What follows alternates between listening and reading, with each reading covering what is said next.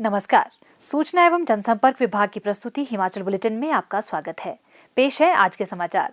मुख्यमंत्री श्री जयराम ठाकुर ने आज केंद्रीय वित्त मंत्री श्रीमती निर्मला सीतारमण द्वारा संसद में वर्ष 2021-22 के लिए प्रस्तुत बजट को सदी की सबसे बड़ी महामारी से उत्पन्न परिस्थितियों में एक समावेशी, समग्र एवं महत्वाकांक्षी बजट करार दिया है।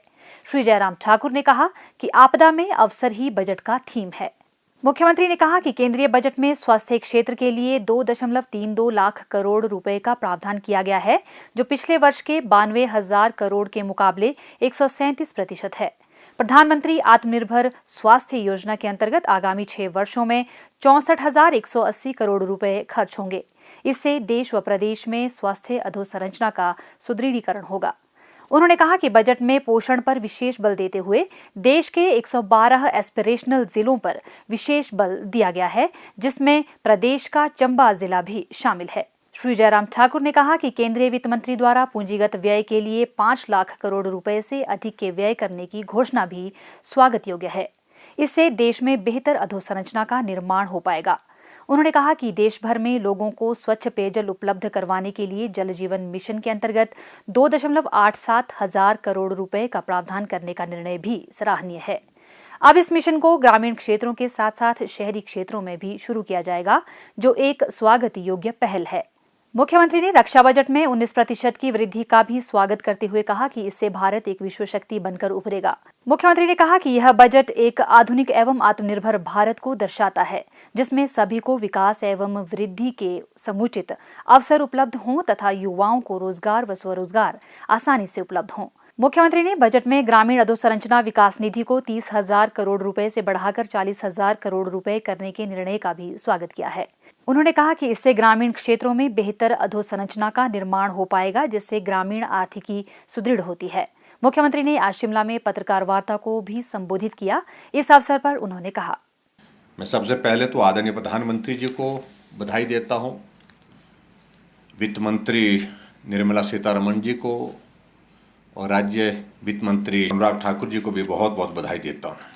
कोविड के इतने बड़े संकट के बावजूद भी एक बहुत ही बेहतरीन बजट, जिसकी उम्मीद शायद हम सब लोग नहीं कर रहे थे, एक सकारात्मक बजट जो है आज भारत का लोकसभा में प्रस्तुत हुआ है।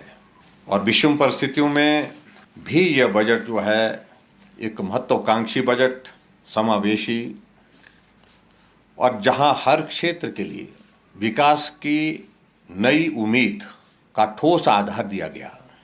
और सबसे बड़ी बात तो यह है कि अगर हम देखें बजट प्रस्तुत होने के तुरंत पश्चात जिस बजट का सीधा इम्पैक्ट जो सेंसेक्स पर पड़ता है, उसमें एकदम उछाल आया है, तेजी आई है, और थोड़ी नहीं, वो बहुत बड़ी, लगभग 2000 पॉइंट्स की जो है एकदम तेजी सेंसेक्स में देखी गई है। वो एक सीधा सा एक संदेश देता है कि यह बजट स्वागत योग्य है और इस बजट से देश को एक बहुत बड़ी विकास की एक उम्मीद जो है वो साकार होने जा रही है। और मैं इस बात को भी कह सकता हूं कि भारत का यह बजट आत्मविश्वास के साथ भरा हुआ बजट है। अगर हम इस बात को लेकर के कहें कि आने वाले समय में भी एक बहुत बड़ी उम्मीद इस देश को इस बजट से हुई है, और ये भी माना जा रहा है कि IMF में जो हमारा GDP का जो ग्रोथ का आने वाले समय में 11.5% जो है उसमें ग्रोथ की जो है वो उम्मीद की जा रही है, जो कि आज़ाद भारत के इतिहास में शायद सबसे बड़ी ग्रोथ होगी।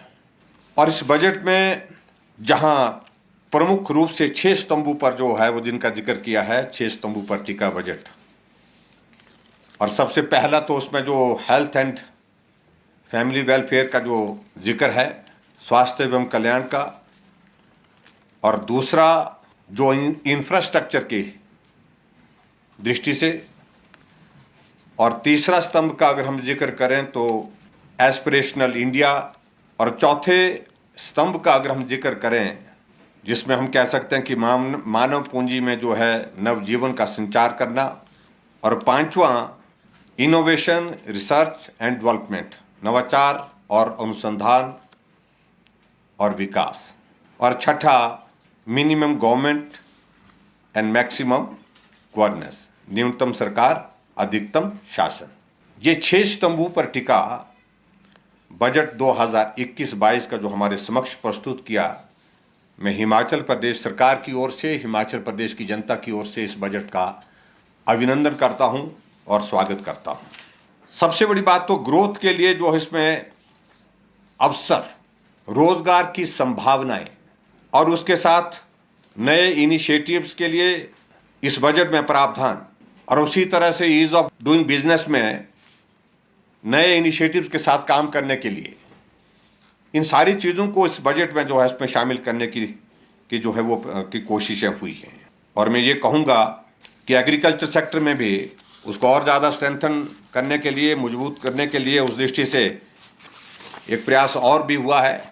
जो सेस लगाने की बात है, हालांकि कुछ लोग इस बात का जिक्र करने की कोशिश करेंगे, लेकिन मुझे लगता है कि इस देश की आबादी का बहुत बड़ा वर्ग जो है जो कृषि पर आधारित है, उसको मजबूत करने की जो मंशा आदरणीय प्रधानमंत्री जी की है, और इसमें एक बात का जिक्र हमेशा वो करते हैं कि 2022 तक किसानों की आय दोगुनी करने का एक लक्ष्य हमारे सामने, और उस लक्ष्य को हासिल करने के लिए हम काम कर रहे हैं। उस दृष्टि से इस सेस के माध्यम से थोड़ी मजबूती मिलेगी, निश्चित रूप से मजबूती मिलेगी।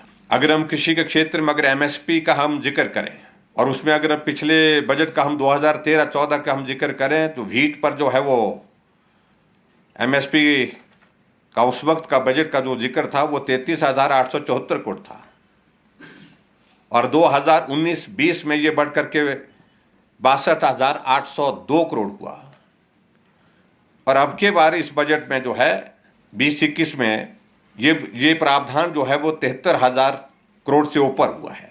और उसी तरह से अगर हम पैडी का जिक्र करें, 2013-14 में ये 63,928 करोड़ था, MSP का मैं जिक्र कर रहा हूं, और 2019-20 में ये 1,41,930 करोड़ रुपए, और उसके बाद 2020-21 में ये बढ़ करके 1,72,000 करोड़ से ऊपर। और इसी तरह से अगर हम पॉलिसीज की जिक्र कर रहे हैं, दालों का जिक्र कर रहे हैं, उसमें तो बहुत बड़ी इंक्रीज है। 2013-14 में जब कांग्रेस की गवर्नमेंट थी ये 236 करोड़ था, और 2019-20 में ये 285 करोड़ हुआ, और 2020-21 में देखिए 10,350 करोड़ रुपए।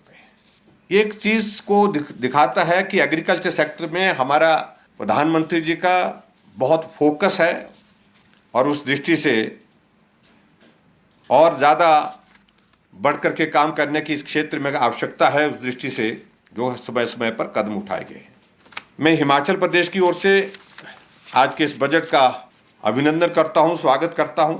अगर हम कहें रेलवे, NHI, एयरपोर्ट अथॉरिटी के पास जो प्रोजेक्ट हैं, तो उनको अपने लेवल पर जो है उनको स्वीकृत करने की ताकत भी इस बजट में बताई गई है। और पूंजीगत व्यय के लिए 5 लाख करोड़ से अधिक के बजट का ऐलान किया गया, ये भी स्वागत योग्य है। और ये भी इस बजट में ऐलान हुआ है कि पिछले बजट से 30% से अधिक है। और सबसे महत्वपूर्ण बात यह है कि जो हमारे जो 75 ईयर्स की आयु के ऊपर के जो लोग जो पेंशन और पेंशन के अतिरिक्त जो है उनको अगर उनकी FD, तो उस पर कोई भी रिटर्न फाइल करने की उनको आवश्यकता नहीं। ये बहुत महत्वपूर्ण बजट है। और अब की इस बजट में बहुत सारी चीज़ों को लेकर के जो जिक्र किया है, तो निश्चित रूप से जहां देश को इस बजट के माध्यम से आगे बढ़ाने में हम सफल होंगे, वहाँ निश्चित रूप से प्रदेश को भी इसका बहुत बड़ा लाभ मिलेगा। प्रदेश में कोरोना संक्रमण की जांच के लिए आज 841 लोगों के सैंपल लिए गए, जिनमें से 682 लोगों की रिपोर्ट नेगेटिव पाई गई है, जबकि 155 लोगों की रिपोर्ट आना बाकी है। अभी तक 9,32,243 लोगों की जांच की जा चुकी है, जिनमें से 8,74,534 सैंपल की जांच नेगेटिव पाई गई है।